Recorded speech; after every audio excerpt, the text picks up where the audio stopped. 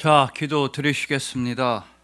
복과 은혜와 능력의 근원이신 주님, 오늘 이 예배를 통해서 예수님의 마음을 허락하여 주시고 예수님의 이웃사랑을 실천하게 하여 주시고 예수님을 진정으로 사랑하게 하시니 참으로 감사합니다. 온 세상에서 예수님이 제일 좋습니다. 예수님 사랑합니다. 예수님 감사합니다. 복의 이름이시자, 구원의 이름이시자, 사랑의 이름이신 우리 주님 예수 그리스도의 이름으로 기도합니다. 아멘. 자, 오늘은 내게 복이 되리니 라는 말씀으로 주님의 은혜를 함께 나누도록 하시겠습니다. 여러분, 하나님의 용사라는 책을 쓰신 안홍기 목사님이란 분이 계십니다.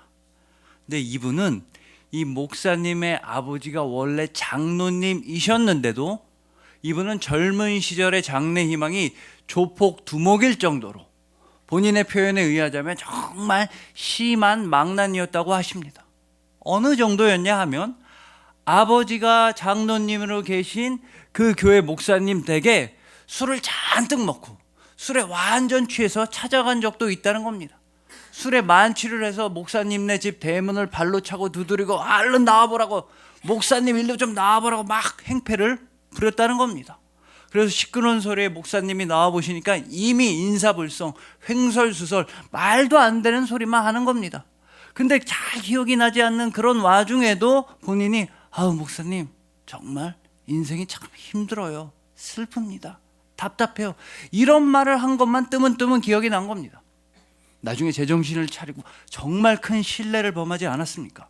그래서 일주일 뒤에 목사님을 찾아가서 정중하게 사과를 드렸습니다. 그랬더니 목사님이 막 화를 내시면서 너 말이야, 젊은 사람이 아직 인생도 안 끝났는데 그렇게 방황하고 방탕하게 살아서 되겠어? 너 그러지 말고 내 말 듣고 딱 10년만 예수님 열심히 믿어봐라. 네가 10년 동안 예수님을 열심히 믿었는데도 아무런 삶의 변화도 없고 아무런 복도 못 받으면 목사님이 네 인생 다 책임져 줄 테니까 지금부터 딱 10년만 한번 예수님 제대로 믿어봐라. 그래서 그날로부터 열심히 예수님을 믿기 시작하셨습니다. 근데 뭐 말로만, 입으로만 예수님 믿는다고 한 게 아니라 교회 안에서 화장실 청소도 하고 주차 봉사도 하고 차량 운행도 하고 온갖 꾸준히 험한 일 봉사를 다 하셨습니다.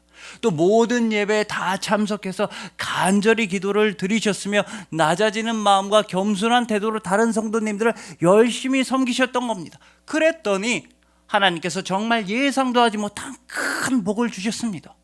바로 국제신학교 신학원에 진학하게 하셔서 목회자의 길로 걸어가게 해주신 겁니다. 그래서 목회자가 되신 다음에는 중국으로 건너가셨습니다.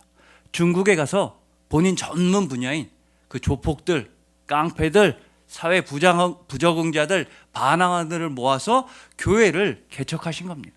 그렇게 열심히 사역하시다가 저기 북중미에 있는 IT라고 하는 나라에서 대지진이 일어났다는 소식을 들으시자 또 이번엔 IT로 넘어가셨습니다.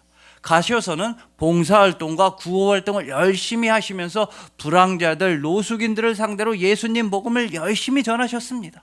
그렇게 전 세계 곳곳을 돌아다니시면서 봉사활동과 복음을 전하시던 와중에 국내에서도, 우리나라에서도 많은 요청이 있어서 서울에서 2013년도 5월 17일에 글로벌 찬양의 교회라는 교회를 세우셨던 겁니다. 그리고 그 교회는 인생을 제일 험악하게 살아온 사람들, 사회에 불만이 제일 많은 사람들, 또한 동시에 가난하고 슬픈 사람들을 위한 사역에 전념을 다하는 교회였으며 나중에는 교도소 재소자들, 감옥 안에 있는 죄수들한테 복음을 전하는 사역까지 그 영역을 확장시켜 나갔던 것입니다. 그러면서 안홍기 목사님은 고백하십니다. 모든 사람에게 버림받은 그런 사람들을 마음으로 따뜻하게 품어주고 아무도 거들떠보지 않는 사람들을 하나님의 용사로 길러내는 것이 저의 소명입니다. 이 교회 안에 있는 어떤 사람도 따돌림 당하지 않고 버림당하지 않고 모두가 함께 합력하여 하나님의 용사가 되는 교회가 저의 꿈입니다 라고 고백하셨다는 겁니다. 여러분, 이 목사님처럼 우리의 진정한 꿈과 참된 소명과 또한 우리의 진정한 복은 이 세상의 재물이나 권력 그런 게 절대 아닙니다. 사람들로부터의 인기나 인간관계 이런 게 우리의 복이 아닙니다. 오히려 우리가 추구해야만 하는 진정한 복은 바로 복음을 열심히 전하고 주님의 은혜를 널리 알리고 이웃사랑을 실천하는 것입니다. 오직 복 중에 복이신 예수 그리스도를 닮아가는 삶, 그것만이 우리한테 있어서 최고의 복이자 최상의 복이자 최선의 복인 것입니다. 바로 오늘 본문에서도 다른 사람이 아니라 예수님께서 직접 약속하시고 베풀어 주신 놀라운 복이 선포되고 있습니다.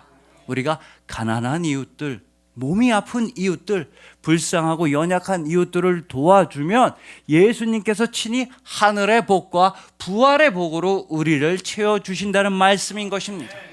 바로 예수님께서 먼저 이 세상 가운데서 가난하고 아파하고 슬퍼하던 이웃이었던 우리를 예수님께서 먼저 도와주시고 사랑해 주셨기 때문입니다. 예수님은 십자가 위에서 당신의 생명까지 우리한테 다 내어주실 만큼 우리를 친히 도와주셨습니다. 그래서 여러분들은 절대로 버림받은 사람들이 아니며 여러분들은 절대로 필요 없는 존재들도 아니며 여러분들은 절대로 세상과 사람들로부터 따돌림 당한다 할지라도 주님께서 함께 하시는 귀한 그리스도인인 것입니다. 바로 예수님께서는 부활하심으로써 여러분들과의 영원한 동행을 영원토록 여러분과 함께 하신다는 그 진리를 부활을 통해 확실하게 선포하셨던 것입니다. 그래서 오늘은 오늘 본문 말씀을 통해서 만복의 근원이신 주님께서 친히 귀하게 사용하여 주시는 복의 통로이자 복음의 사자이자 축복의 기도가 되는 우리 모두가 되기를 소망해 봅니다. 오직 예수 그리스도라고 하는 영원한 복을 받으심으로써 영원한 천국과 생명과 평안을 누리시는 여러분들을 주님의 이름으로 축복합니다.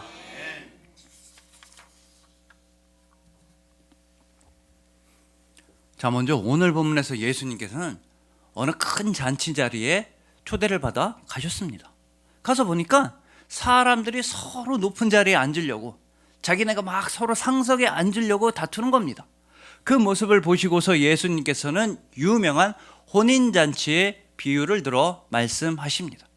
너희가 혼인잔치에 가서 스스로 높은 자리에 앉아 있을 때 그때 잔치 주인이 와서 너보고 내려가라, 저기 구석자리로 가라, 저기 말석이 너의 자리다, 그렇게 말하면 얼마나 부끄럽고 창피하겠느냐. 그러지 말고 처음부터 가장 구석자리에 가서 가장 안 좋은 자리에 가서 앉아 있어라. 그때 잔치 주인이 와서 어우 친구요, 너의 자리는 그런 자리가 아니라 여기 좋은 자리다, 이쪽 위쪽으로 와라 불러주면 그러면 너네가 얼마나 자랑스럽고 영광스럽겠느냐 라고 말씀하신 것입니다. 예수님의 이 말씀은 당연히 스스로 교만해하지 말아라, 자기 스스로를 높이려고 하지 말아라, 그러지 말고 자기 자신의 모든 것을 다 비우고 낮아지고 겸손해지라는 말씀이신데, 이 말씀을 요새식으로 해보자면 결혼식장에 가서 혼인잔치에 가서 민폐하객이 되지 말아라, 추태를 부리는 하객이 되지 말라는 말씀으로 번역해 볼 수도 있는 것입니다. 여러분, 요새는 잘 안 그런데 예전만 해도 이 결혼식장에 민폐하객들, 민폐를 끼치는 하객들이 참 많았습니다. 모두가 좀 가난하게 살 때에는 신랑 신부가 누군지도 모릅니다.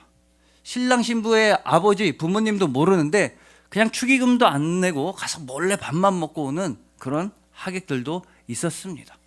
또 어떤 민폐 하객들이 있었냐면 일단 술 마시고 막 소란을 피우는 하객들도 있었고, 결혼식 다 끝난 다음에 엄청 지각해서 신랑 신부를 나중에 찾는 사람들도 있었고, 또 요새도 있는데 뭐 결혼식장 밥이 맛이 없대나, 나는 갈비탕이 좋은데 왜 스테이크를 주느냐면서 막 불평불만하는 그런 민폐 하객들이 있는 것입니다.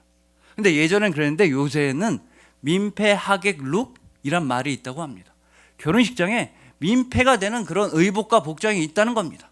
일단은 자기가 신랑 신부도 아니면서 자기가 결혼하는 날도 아닌데 자기가 주인공처럼 막 앙드레긴 패션쇼에서 하는 사람처럼 이만한 그 하얀색 옷을 입고 가면 민폐라는 겁니다. 아니면 노출이 너무 심한 의상이라든지 다 찢어진 청바지를 입고 오면 민폐라는 겁니다. 제가 실제로 본 경우는 그 신랑 측 아버님의 친구분들이신 것 같았는데, 결혼식이 아무래도 주말에 있다 보니까 그 조기 축구의 일정이랑 날짜가 겹쳤나 봅니다. 그래서 아저씨들 한 30명이 전부 다 조기 축구의 복장으로 너무 멋있게 반바지 반팔 다 입고 땀 흘리면서 오셔서 갈비탕을 맛있게 드시는 걸 본 적이 있습니다. 근데 생각해 보시면 예전에는 결혼식장뿐 아니라 상갓집에도 장례식장에도 민폐를 끼치는 조문객들이 있었습니다. 일단 기본적으로 술 마시고 서로 치고받고 싸우고 소리 지르는 그런 조문객들이 있었습니다. 또 상주 가족들은 슬퍼가지고 밥도 못 먹고 막 눈물 흘리고 있는데 그 옆에서 고스톱 치면서 야, 오늘 정말 재수 좋은 날이다. 아니, 고인 돌아가셨는데 그 옆에서 와, 보너스 패가 막 들어온다. 오늘 진짜 재수 좋다. 복권 사야지. 쓰리고다. 이런 민폐 조문객들이 있었던 것입니다. 여러분, 그러고 보면 우리들도 다 결혼식장이든 장례식장이든 정말 중요한 핵심을 놓치고 그냥 참석할 때가 있다는 것입니다.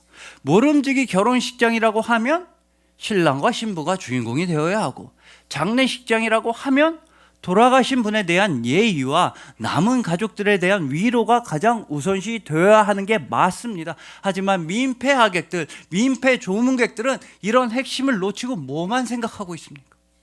그냥 자기 자신만 생각하는 겁니다. 자기 자신만 위하고 다른 사람들은 안중에도 없다 보니까 한 가족에게 있어서 정말 중요한 행사와 잔치, 그런 장례식장을 엉망으로 만들어버리는 것입니다. 그렇기 때문에 이것이 바로 예수님께서 콕 집어서 혼인잔치의 비유를 들어서 말씀하신 이유인 것입니다. 왜냐? 이 세상에는 아직도 자기 자신만 생각하고 자기 자신만 높아지려고 하는 사람들이 너무나 많이 있기 때문입니다. 자기만 상석에 앉으려고 하고 자기만 높아지려고 하고 나만 잘 먹고 잘 살면 그만이다 라고 생각하는 사람들이 너무나 많았기 때문입니다. 잔치에 있어서 가장 중요한 핵심을 놓치고 있는 사람들, 바로 잔치의 주인 되시는 하나님 아버지, 온 세상의 주인 되시는 하나님 아버지, 이 세상 자체를 창조하신 하나님 아버지를 놓치고 살아가는 그런 안타까운 모습에 대해서 예수님께서는 민폐 하객들의 비유를 들어서 말씀해 주신 것입니다. 하지만 이런 민폐 하객들과는 정반대로 자기 자신의 모든 것을 다 내려놓고 오직 주인 되시는 주님의 뜻에 모든 것을 다 맡겨드렸던 아름다운 신앙의 모습이 있었다고 김형국 목사님께서는 청년아 때가 찼다라는 책에서 이야기를 들려주십니다. 2009년도에 이 목사님의 아버지께서 위암 판정을 받으셨다고 합니다. 깜짝 놀라서 가족들이 병원에 입원시켜 드렸는데 의사들의 말에 의하면 이미 암이 너무 많이 진행됐다. 손을 쓸 수 없는 말기라는 겁니다. 물론 수술을 해보기는 하겠지만 완치를 장담할 수 없는 그런 심각한 상황이었던 겁니다. 그래서 아들인 목사님은 비통한 마음으로 병실에 계신 아버지와 어머니를 찾아갔습니다. 그래서 부모님과 함께 셋이서 손을 꼭 잡고 간절히 기도를 하는데 이 아버지와 어머니의 기도가 너무나 충격적이었던 겁니다. 다름이 아니라 은혜의 충격, 신앙생활에 있어서 정말 큰 은혜의 충격을 받으셨다는 겁니다. 어머니와 아버지는 암을 고쳐달라고 기도하시질 않는 겁니다. 조금 더 오래 살게 해달라고 기도하시질 않는 겁니다. 대신에 아버지는 이렇게 기도하셨습니다.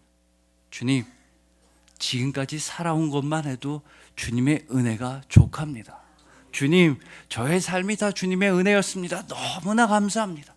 그러니 주님, 이 땅에서 제가 주님 나라를 위해 더 이상 할 수 있는 일이 없다고 한다면 저를 아버지 품에 거두어 주셔도 너무나 감사합니다. 지금까지 살아온 은혜만 해도 너무나 넘치고 감사합니다. 이렇게 기도를 하시는 겁니다. 그리고 마침내 예정대로 아버지는 수술을 하셨고 의사들에 의하면 6개월밖에 못 산다고 했는데 무려 3년이나 건강하게 지내셨습니다. 하지만 안타깝게도 3년 뒤에 그 암이 온몸 다른 곳으로 다 전이된 것 또한 발견되게 됩니다. 더 이상 손 쓸 수가 없었습니다. 그래서 이번에는 병원이 아니라 온 가족들이 집에 모여서 다 같이 둘러앉아서 손을 잡고 간절히 기도했습니다. 모든 가족들이 함께 기도한 다음에 목사님은 아버님한테 물어보셨습니다. 아버지, 혹시 지금 아버지의 마음속에 두려움이 있습니까? 그러자 아버지께서는 목사님한테 이런 대답을 하셨다고 합니다. 원래 시작은 목사님을 향한 대답으로 시작하셨는데 나중에는 점점 하나님을 향한 기도로 변해갔고, 그때의 기도 역시 목사님은 평생토록 잊을 수 없다고 말씀하셨습니다. 아버지는 목사님을 향해서, 목사님, 지금 제 마음에는 그 어떤 두려움도 없습니다. 그 어떤 후회나 원망 없습니다.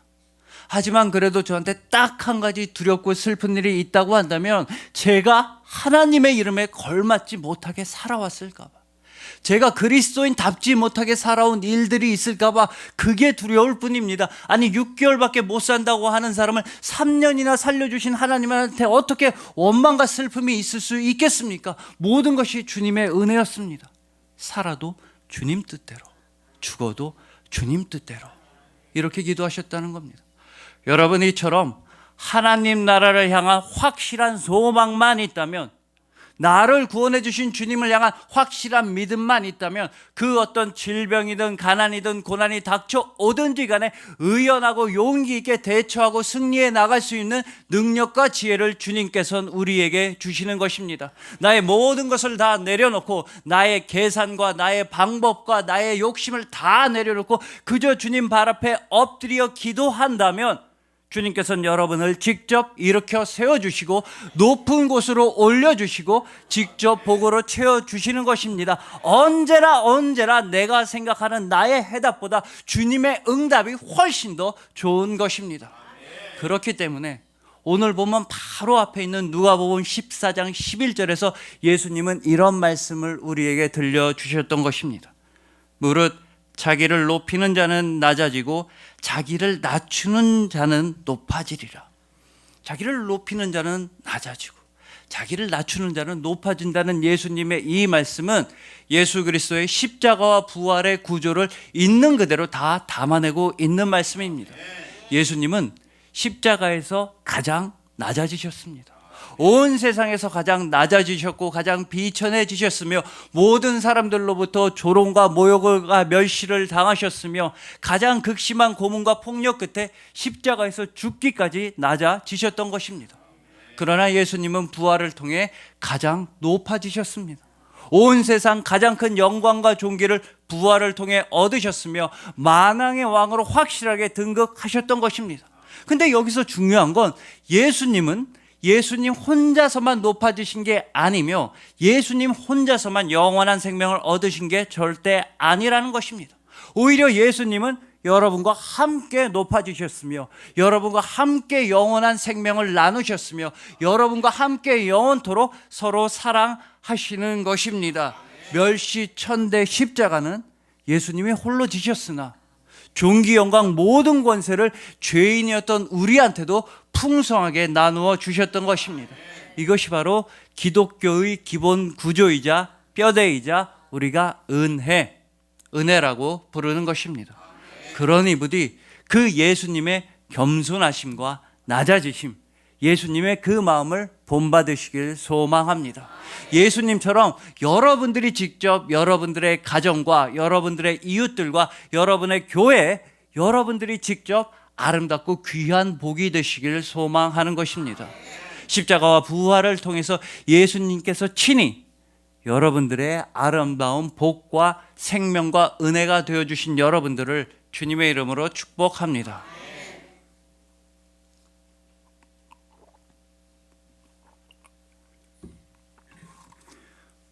자, 다음으로 오늘 본문에서 예수님께서는 일반적인 상식과는 좀 다른 말씀을 우리에게 들려주십니다. 일단 본문 11절을 보시면 예수님은 우리한테 부자들한테 밥을 사지 말아라, 친구들, 친척들, 형제들한테 밥을 사지 말라고 하십니다. 근데 뭐 사실 부자들이야 우리가 밥을 살 필요가 없습니다. 알아서 잘 사 먹는 사람들이 부자들입니다. 그렇지만 우리가 친구들, 친척들, 형제들한테는 밥 한 번 살 수 있는 거 아닙니까? 또 그렇게 아끼고 친한 사람들한테 밥 사주려고, 도움이 필요하면 좀 도와주려고 우리가 그렇게 열심히 일도 하고 돈도 버는 것 아니겠습니까? 그런데도 예수님은 그것보다 더 중요한 것은 13절에 있다고. 바로 가난한 자들, 몸이 아픈 자들, 세상에서 버림받은 자들에게 밥을 사주고 베풀라고 말씀하시는 것입니다. 아마도 세상에서는 예수님의 이 말씀을 듣고 속으로 뜨끔하는 사람들이 참 많이 있을 것입니다. 왜냐하면 우리는 겉으로는, 우리는 입으로는 다 세상 부자들, 권력자들을 위해서가 아니라 나는 내 사랑하는 친구들, 친척들, 가족들을 위해 열심히 일하고 돈을 법니다 라고 말은 그렇게 하지만 실제 생활에 있어서는, 또한 사실적으로는 우리는 세상 부자들과 권력자들에게 아부하고 그들을 위해 살아갈 때가 참 많이 있기 때문입니다. 여러분, 예를 들어서 이런 사람들 많습니다.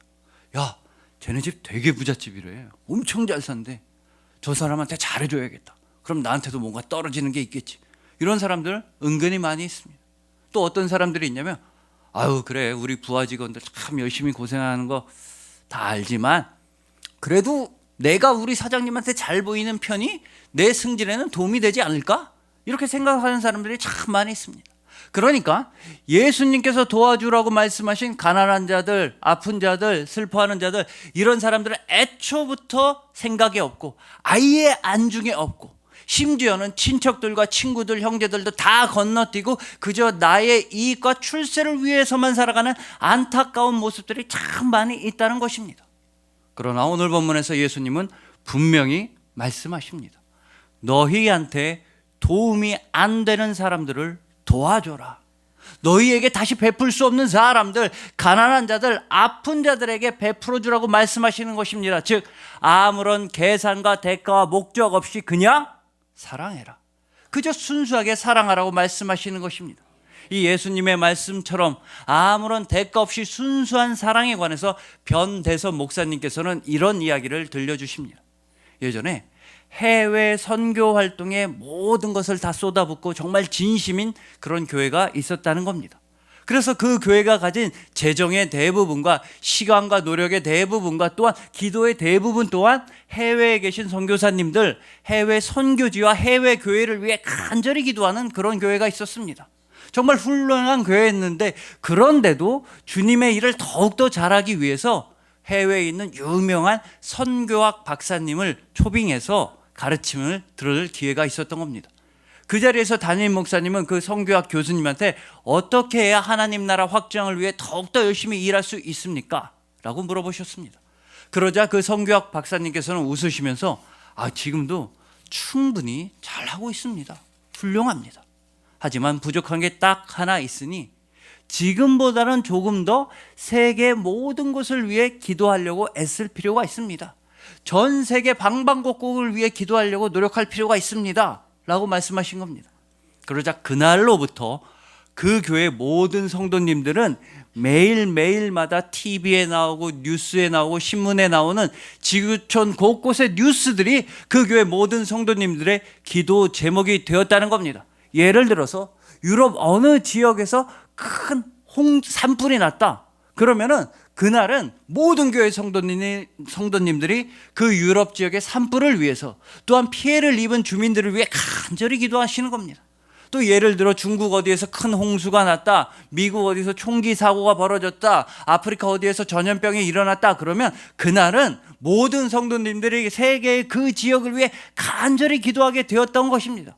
그러자 놀랍게도 전 세계 방방곳곳에 크고 작은 사건과 사고를 위해 기도하고, 세계의 가난과 질병을 위해 기도하고, 세계의 전쟁과 자연재해가 기도 제목이 되자 오히려 더욱더 놀랍고 큰 깨달음과 은혜와 확신이 그 교회 성도님들에게 임하게 되었다는 것입니다.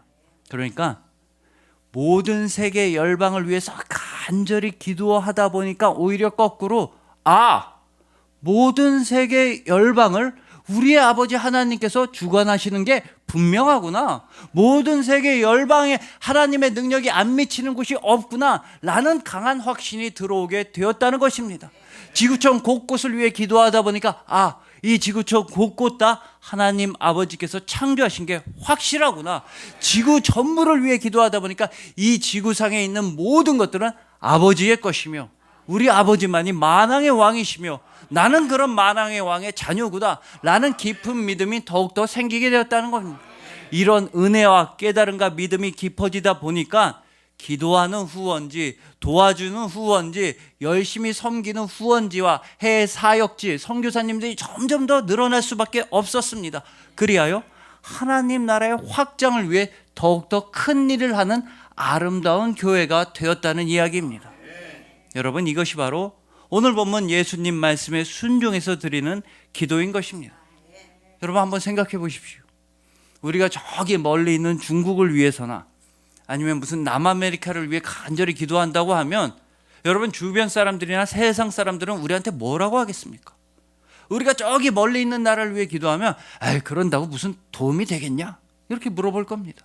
아니면 그렇게 열심히 기도한다고 무슨 너한테 실질적으로 돌아오는 이득이나 보상이 있냐고 아마 의아해할 것입니다. 그러나 우리 그리스도인들은 실질적인 보상이나 이득을 위해 살아가지 않습니다. 우리 그리스도인들은 오직 예수님의 말씀에 순종하기 위해 살아가며 이웃사랑을 실천하기 위해 살아가며 예수님을 더욱더 본받기 위해 살아가는 것이 우리 그리스도인들인 것입니다. 이런 맥락에서 우리 주님 예수님께서는 우리한테 진정한 이웃사랑이 뭔지를 오늘 본문에서 너무나 확실히 가르쳐 주셨던 겁니다. 예수님께서는 일부러 본문 12절과 13절의 차이를 두시면서 너희들은 이웃사랑을 이렇게 실천해라 라고 알려주신 것입니다. 자, 여러분, 분명히 예수님은 본문 12절에서는 부자들한테 밥 사지 말아라, 친구들, 친척들, 형제들한테 베풀지 말라고 하시면서 12절에서 뭐라고 말씀하셨냐면 점심이나 저녁이나 베풀거든 이렇게 말씀하셨습니다. 그러나 이어지는 13절에서 예수님께서는 가난한 자들, 아픈 자들에게 베풀라고 하시면서 분명히 13절에서 예수님은 잔치를 베풀거든 이렇게 말씀하시는 것입니다.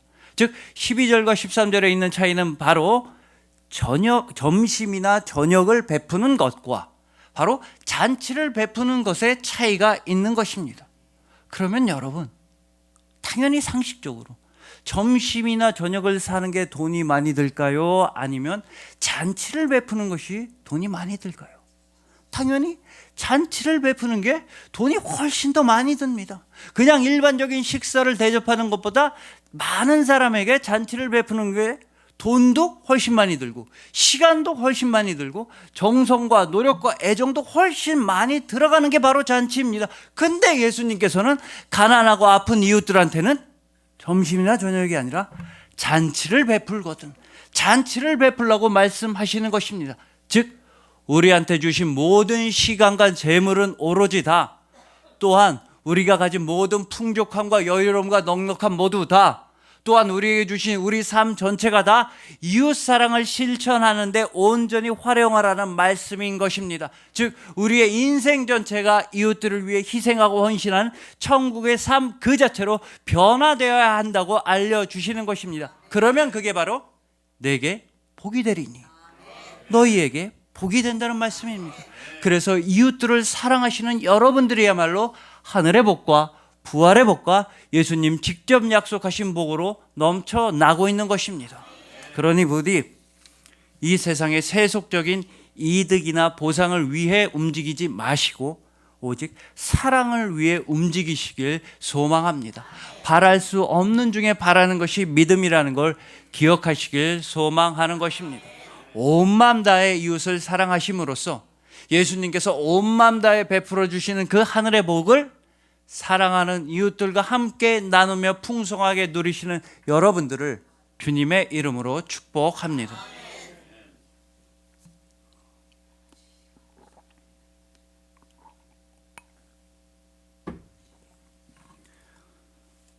자, 이제 마지막으로 오늘 본문 12절에서 예수님은 진짜 충격적인 말씀을 하십니다.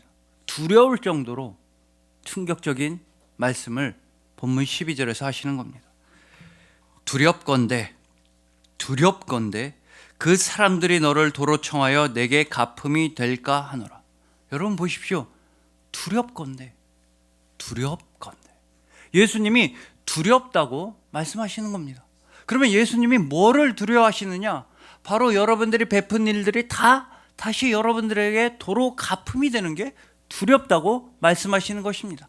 즉 여러분들이 지금까지 수고하고 애쓰고 노력한 게 다 없던 일이 되는 것이 두렵다는 것이며, 여러분들이 베푼 선행들이 다 사라지는 게 두렵다는 말씀이시며, 여러분들이 받을 복이 다 없어지는 게 두렵다는 말씀이시며, 여러분들이 누려야 하는 능력과 행복과 기쁨이 없어지는 게 두렵다는 말씀이신 것입니다. 그러니까 예수님께서는 여러분들이 아무것도 받지 못하고 슬피 울며 쫓겨나서 죽음으로 향하게 되는 것, 여러분들이 절망에 빠지는 것, 그게 두렵다고, 안타깝다고 말씀하시는 것입니다. 그러므로 예수님한테 있어서 가장 최악의 일, 예수님께서 정말 상상조차도 하기 싫으신 일은 바로 여러분들이 없는 천국이며, 여러분들의 믿음이 약해지는 것이며, 여러분들이 슬픔 가운데서 죽어가는 것이 예수님께서는 정말 안타깝다고 말씀하시는 것입니다. 그래서 예수님이 우리를 대신해서 십자가로 향하셨습니다. 여러분들이 죽는 걸 막기 위해 십자가로 향하셨으며, 여러분들이 받을 복과 능력과 행복이 사라지는 걸 막기 위해 십자가로 향하셨던 것입니다. 그리고 예수님은 부활하심으로써 여러분들에게 온전히 갚아주셨습니다. 여러분들이 당해야만 했었던 그 절망과 고난과 슬픔을 온전한 복으로 갚아주셨으며, 여러분들의 수고와 노력과 이웃사랑과 믿음을 누르고 흔들어 넘치는 복으로 갚아주셨던 것입니다. 바로 예수 그리스도께서 직접 여러분들의 복이 되어주셨다는 뜻입니다. 그래서 우리가 원해야 하는 최고의 복도 예수님 한 분이시며, 우리가 사모해야 하는 신령한 복도 예수님 한 분이시며, 우리를 구원하신 복도 예수님 한 분이십니다. 오직 예수 그리스도의 사랑만이 우리의 모든 복이며, 그 사랑과 복에 힘입어서 우리도 예수님을 사랑하는 복을 누리게 된 것입니다. 오직 우리 주님 예수 그리스도께서는 직접 복이 되어 주실 만큼 여러분들을 사랑하시기 때문인 것입니다. 그리하여 예수님의 겸손하심과 예수님의 낮아지심을 본 받으셔서 여러분들 가정과 이웃과 교회에 아름답고 귀한 복이 되시는 여러분들, 온 맘 다해 이웃을 사랑함으로써 예수님께서 온 맘 다해 채워주시는 그 아름다운 복을 풍성하게 이웃들과 함께 나누시는 여러분들, 예수 그리스도의 사랑이라는 복을 받으시고 예수님을 사랑할 수 있는 그 복도 넘치게 받으신 여러분들을 진심으로 사랑하고 축복합니다. 기도드리시겠습니다. 복과 은혜와 능력의 근원이신 주님, 오직 예수님의 마음을 품는 것이 우리의 복이며, 오직 예수님을 닮아가는 것이 우리의 복이며, 십자가를 지고 예수님을 따라가는 것이 우리의 복입니다. 교회와 이웃들을 축복하는 것이 우리의 복이며, 원수까지도 사랑하는 것이 우리의 복입니다. 오직 사랑의 주님 예수 그리스도 한 분만이 우리의 복이시기 때문입니다. 우리의 모든 수고와 노력과 헌신을 주님께서 친히 갚아주시니 감사합니다. 우리의 부족함을 넉넉함으로 채워주시고, 우리의 억울함은 공의와 정의로 풀어주시고, 우리의 아픔을 보혈과 부활로 치유하시니 참으로 감사합니다. 우리한테는 주님의 사랑밖에 없습니다. 복의 이름이시자 구원의 이름이시자 사랑의 이름이신 우리 주님 예수 그리스도의 이름으로 기도합니다.